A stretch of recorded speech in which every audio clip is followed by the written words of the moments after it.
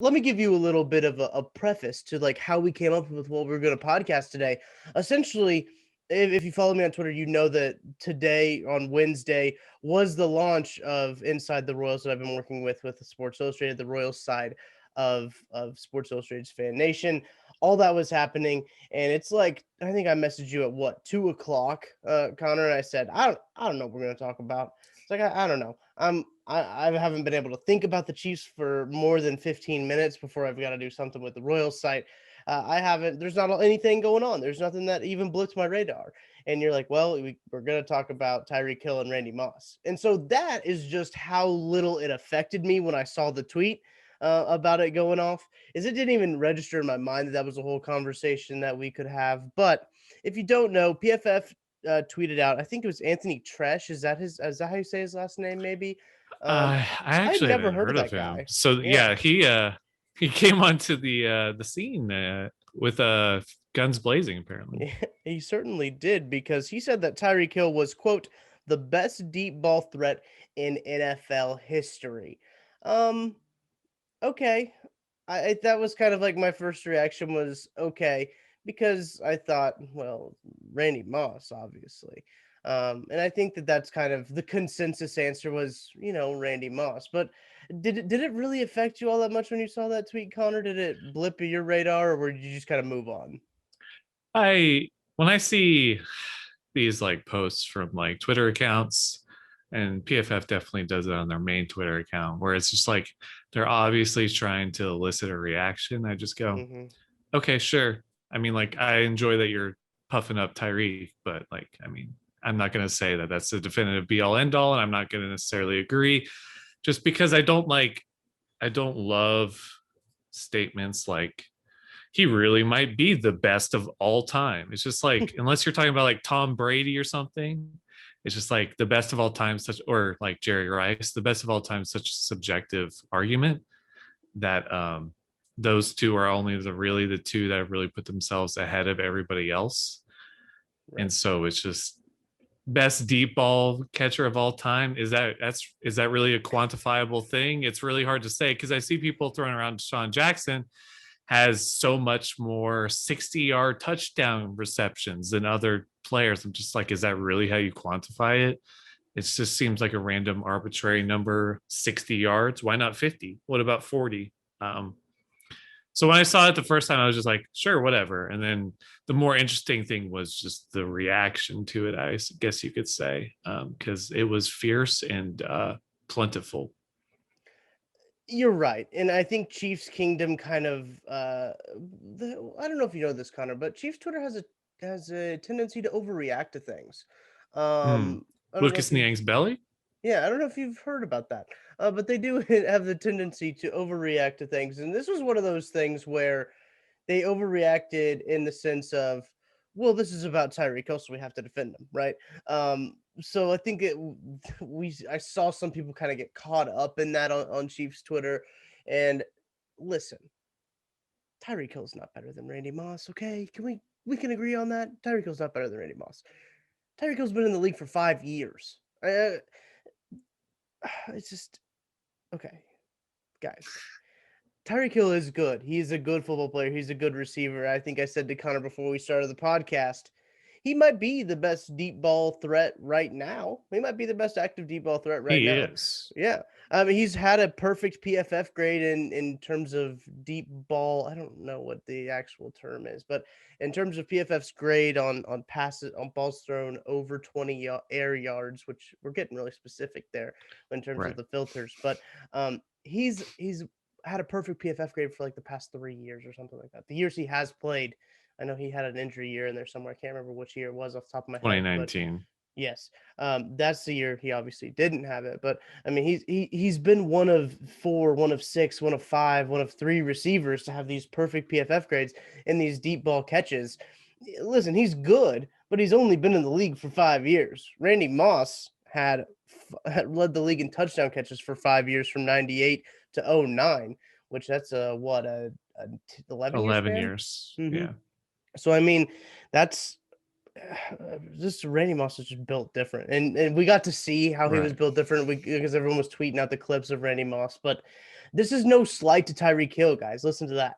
I mean, just because people are saying like Randy Moss is better than Tyreek Hill, that's not a slight to Tyreek Hill at all. I would like to think Tyreek Hill would say, "Yeah, I don't think I'm as good as Randy Moss," but who knows?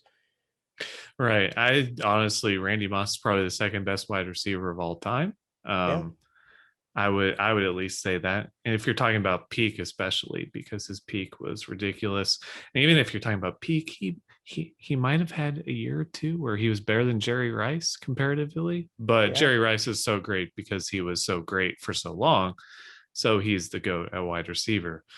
But yeah, I mean, even if we just narrow it down to subset of deep ball receiving, it's just Randy Moss is Tyreek Hill 5 inches taller. So I yeah, mean, and so he does things at a higher catch point. He does things deeper, better on the sideline. It's just Tyreek Hill's great, but the height advantage that Moss had, plus the pretty much similar skill set, kind of just gives it to Randy. Now, I said on Twitter, you could convince me Tyreek Hill's maybe second all time. yeah, A lot of people are saying like Deshaun Jackson. I'm like, I watched them both.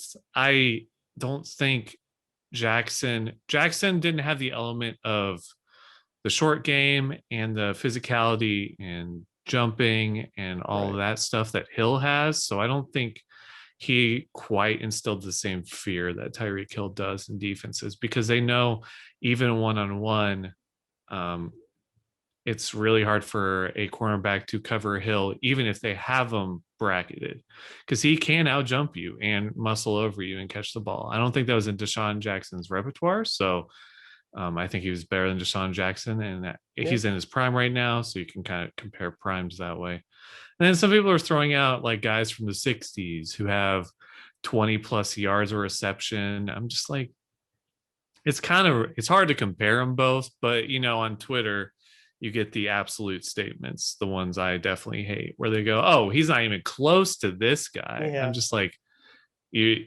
and there's no arguments involved, no nuance involved. And I guess that's where I kind of struggle with stuff like this. There's just no nuance involved, especially when you're limited to 280 characters. Hmm. So I personally think Tyreek Hill's at least top 10 all time in Oh deep yeah. ball as a deep ball receiver. I would probably have him in the conversation for number two, but in watching Randy Moss, like the 2007 season, especially, it's just hard to really argue against him.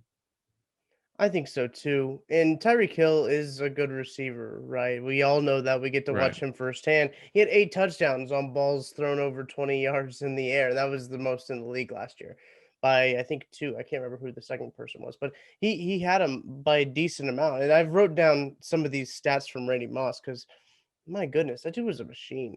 Um, Mm-hmm. I in my life, I caught the kind of the tail end of Randy Moss's NFL career because I was born in 1998, so I really remember him on.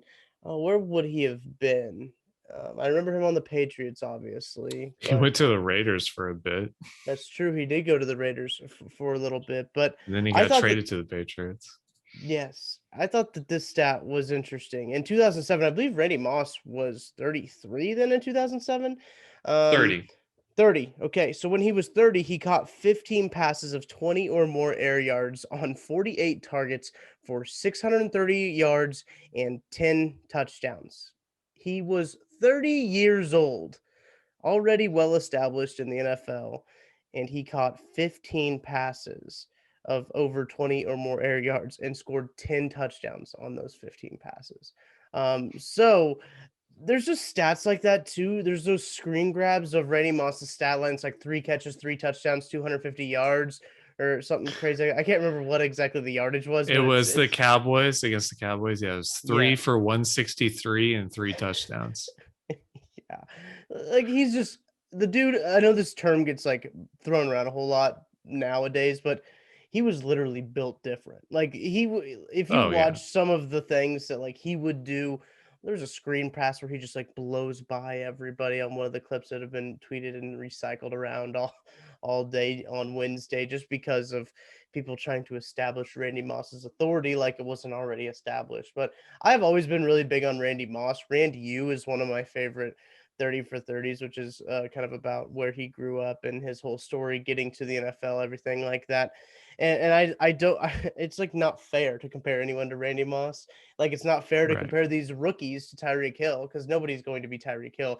Nobody's going to be Randy Moss. These are two guys that are in a class of their own. And I think it's really fair to mention, like you did, the height disparity between these two players, because I mean, there's a solid one. That will do it for today's podcast preview. If you enjoyed the preview, make sure to check out the full show out on your favorite podcast provider. Don't know how to find it? Go to smarturl.it/roughing. Got a splash page. You can find your favorite provider there and find the show there, or go into the search bar of your favorite show, type in Roughing the Kicker. If you enjoyed this video, make sure to leave a like. It really helps us out. If you enjoy the channel and the podcast as a whole, subscribe and obviously get that notification bell on because you don't want to miss any more podcast previews. We'll be back with another video soon. So until then, I'll talk to you next time.